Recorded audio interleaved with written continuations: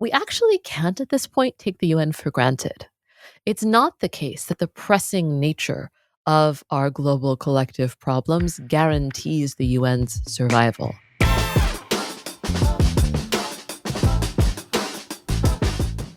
Welcome to Save Us From Hell, a podcast about the United Nations. I am your co-host, Mark Leon Goldberg. I'm a journalist who covers the United Nations. And I'm Anjali Dayal. I'm an associate professor of international politics at Fordham University in New York. And I teach and I write and I do research about the United Nations. And I went to my first UNGA in 2007. Ooh, I have you beat by 2 years. My first UNGA was 2005, the 60th anniversary of the United Nations. However, it's only my 19th UNGA in 20 years because in 2015, I had the good excuse to skip that UNGA because my second child was born. That is a very good excuse. And you do have me beat because in 2005, I was in college. I was just out of college, a young pup reporter. So, Anjali, before we dive into the heart of today's episode, which will be a preview of all things UNGA at the 80th anniversary of the United Nations, I do want to note that listeners around the country were able to hear your insights, not once, but twice, on America's largest broadcaster, National Public Radio. You were featured in 2 excellent pieces by the journalist Michelle Kellerman, first on their flagship morning program, Morning Edition, and then on their flagship afternoon program, All Things Considered. It is always great to speak to Michelle, and we are an NPR household, so we are excited to be on NPR. And, you know, as opposed to NPR, which must abide by the strictures of the radio format and only get your insights in 30-second clips, you and I have the luxury of the podcast format. We can talk for hours and hours and draw out all of your deep insights from so long having studied the United Nations. And that's what we're going to do today. I'm excited for this, arguably like my favorite episode of the year, the one in which we preview the stories we're going to be following for the UN General Assembly. Little curtain riser. This is a curtain riser. The stories that we think will drive the agenda at UNGA this year.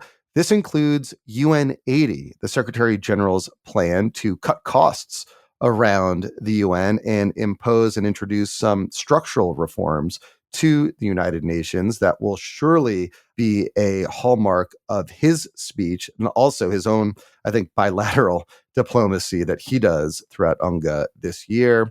Then the big, I think, geopolitical opportunity and issue at UNGA this year will be the question of Palestinian statehood. We've seen a lot of momentum from countries that typically or historically had been on the fence about whether or not to recognize formally the state of Palestine. And there is a major meeting happening early in High Level Week dedicated to that precise question. Then, of course, there's Donald Trump's schedule as we know it thus far. The American president always gets the lion's share of attention at UNGA. Trump is obviously in a league of his own, so we'll discuss what we know about his schedule thus far.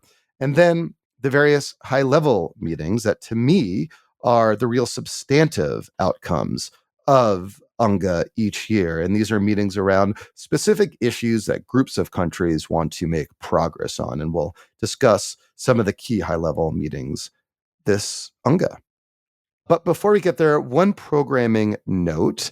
As we've done in years past, even preceding the advent of this very podcast, you and I and Richard Gowan, everyone's favorite UN pundit, are going to have a live chat via Substack Live shortly after President Trump's speech to the United Nations concludes on Tuesday, September 23rd. And usually that's like around 10:30, 11 o'clock, depending on how long the president of Brazil goes. But for those of you who want to watch this live, sign up for our Substack at globaldispatches.org, and you'll be notified when we go live. And I'm looking forward to have that mid-UNGA chat with you and Richard, as always. I think it's been like 6 years in a row we've been doing this at this point. Something like that. That's right.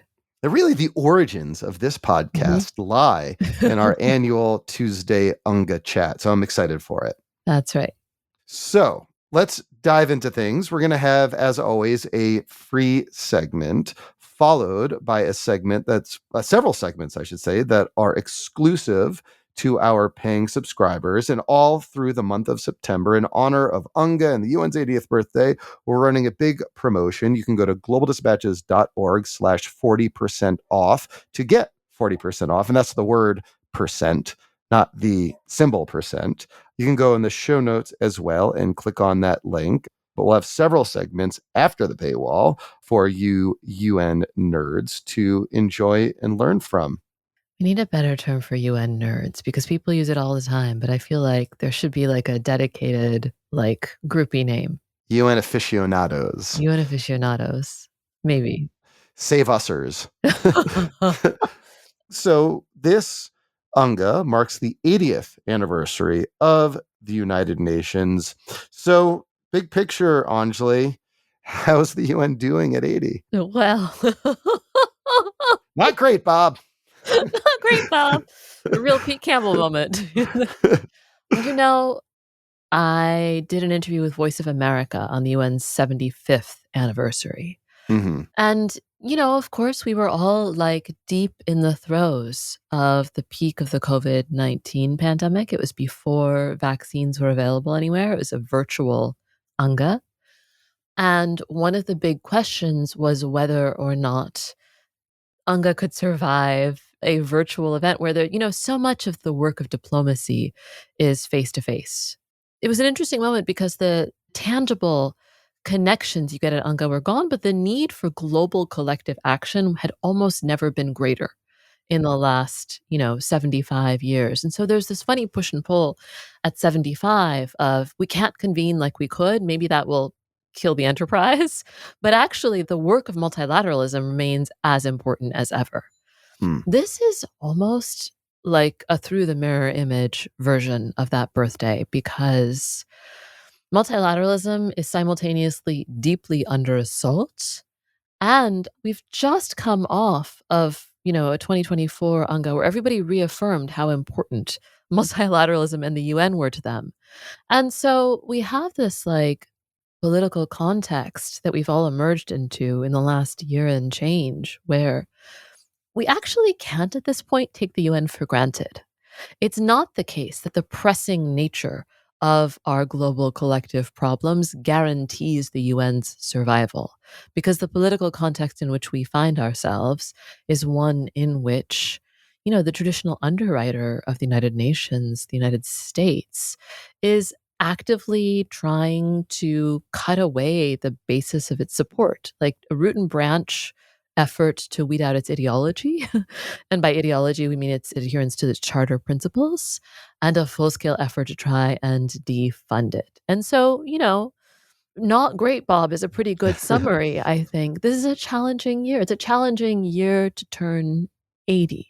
There are Mm. ways to run into your 80th year like unburdened by what was, as Kamala Harris might say, Yeah. and, stepping into a new freer light, but there are Yeah. also ways to screech into your 80th birthday feeling every ache, pain, and challenge, and the UN is celebrating the latter kind of birthday. Yeah. I mentioned earlier that 2005, the 60th anniversary of the UN, was the first UNGA that I covered. And, as it happens, at these milestone anniversaries and milestone moments, the UN likes to step back and take stock of where it's been and how it can reform to meet the needs of the present and the future. And there's often a lot of diplomatic momentum around ushering those reforms. So at the 60th anniversary of the UN back in 2005, you saw then Secretary General Kofi Annan champion a set of institutional reforms, primarily around human rights, that member states agreed to. I mean, this included the responsibility to protect being enshrined in the UN and the creation of the Human Rights Council, a whole new UN body. Now, of course, these have been imperfectly applied. These are imperfect institutions, but there was a feeling at the time that, this is a moment for revival and renewal. And let's try this. Let's try something new. Yeah. And then at the 70th anniversary of the UN in 2015, you saw the adoption of the Sustainable Development Goals, which I'd argue were like a high water mark for countries understanding that there are a certain suite of global problems, from ending extreme poverty to climate change to developing the world in a sensible way, that require collective action. And every country adopted these sustainable development goals. And the UN Yeah. was really riding high after that 70th anniversary. Yeah. But here we're at the 80th anniversary. And as you said, the vibe is totally different. This is Yes. not a milestone in which countries are coalescing to figure out how the UN can do more to tackle collective problems in a more coherent and responsible way, but one, frankly, in which the main outcome of this whole UN 80 celebration, we'll get into it after the jump, the Secretary General's UN 80 process, is one that will result in retrenchment, a UN that will do less with less. And to me, this is just like fundamentally different Yeah. than the previous milestone anniversaries that I've attended. Yeah. I was on a call with Guy Ryder, the undersecretary, last week. Yeah.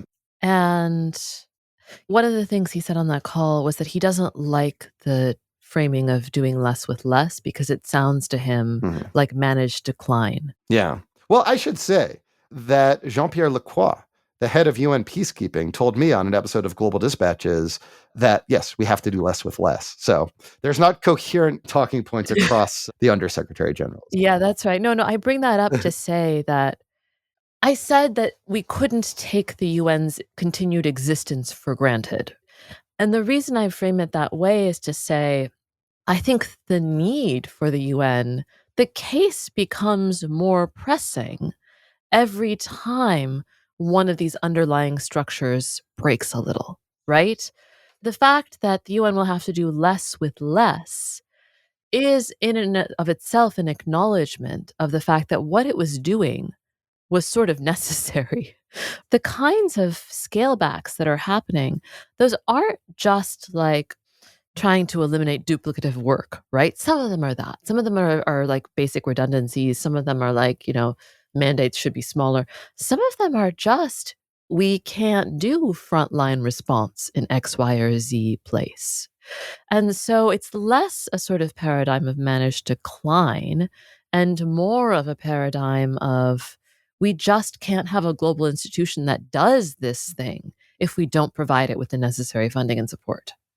And that, dear listeners, is a great segue to our first segment behind the paywall, in which we'll be discussing UN 80, the Secretary General's proposal for, frankly, shrinking the UN, for saving money in the face of a major cash and liquidity crisis brought on by the late payments or non-payments or the prospective zero payments and clawbacks from the largest funder, the United States. And we'll be discussing how that conversation will inform UNGA this year. We'll also talk about real momentum towards formally recognizing the state of Palestine and its admission into the United Nations as a full member state, which will be one of the key geopolitical things to watch at UNGA this year. We'll discuss Trump's schedule as we know it, and to me, the most important outcomes from UNGA any year are what happens at the high level meetings on certain discrete topics that get almost no media attention, but to me are the most impactful results of UNGA. These are meetings around things around specific diseases or around accelerating financing for development. There's a number of these high level meetings this year. And these meetings, frankly, are the reason that despite it all, I am not a skeptical person, and I'm not skeptical about the UN. These meetings really make a difference. We'll be discussing them after the fold. But to get there, to hear this conversation, you will need to become a paying subscriber. Again, go to globaldispatches.org/40% off. That's the word percent. Or go follow the links in the show notes of this episode.